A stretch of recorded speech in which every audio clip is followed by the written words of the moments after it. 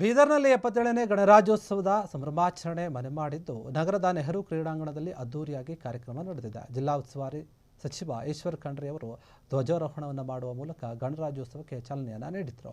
ನಗರದ ನೆಹರು ಕ್ರೀಡಾಂಗಣದಲ್ಲಿ ಆಯೋಜನೆ ಮಾಡಿರುವಂತಹ ಕಾರ್ಯಕ್ರಮದಲ್ಲಿ ಪೊಲೀಸ್ ಮತ್ತು ಶಾಲಾ ಮಕ್ಕಳ ತುಕಡಿಗಳೊಂದಿಗೆ ಈಶ್ವರ್ ಖಂಡ್ರೆ ಅವರು ಆ ಒಂದು ಧ್ವಜಾರೋಹಣವನ್ನು ಗೌರವ ವಂದನೆಯನ್ನು ಸಹ ಸ್ವೀಕರಿಸಿದರು.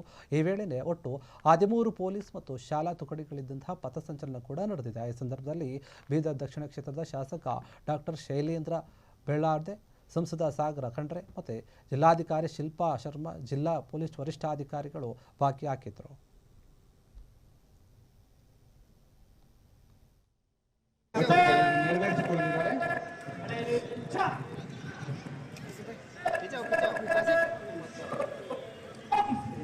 ದಯವಿಟ್ಟು ತಾವೆಲ್ಲರೂ ಎದ್ದು ನಿಂತ್ಕೊಳ್ಬೇಕು.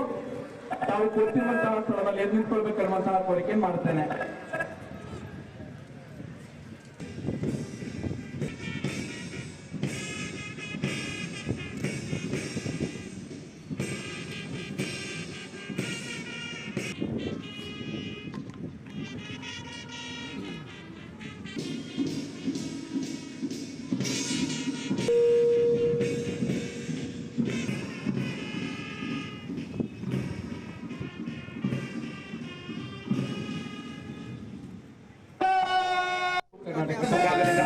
ಜೋರಾದ ಚಪ್ಪಾಳೆಯೊಂದಿಗೆ ತಂಡದವರಿಗೆ ನಾವು ಅಭಿನಂದನೆಯನ್ನು ಸಲ್ಲಿಸೋಣ.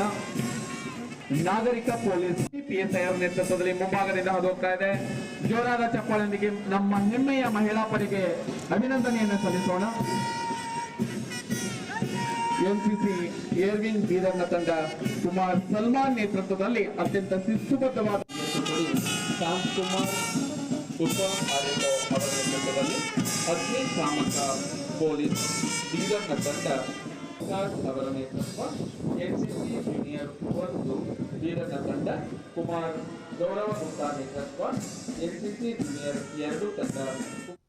ಕ್ಷಣ ಕ್ಷಣದ ಸುದ್ದಿಗಳಿಗಾಗಿ ಫ್ರೀಡಂ ಟಿವಿ ಸಬ್ಸ್ಕ್ರೈಬ್ ಮಾಡಿ, ಲೈಕ್ ಮಾಡಿ ಹಾಗೂ ಫಾಲೋ ಮಾಡಿ.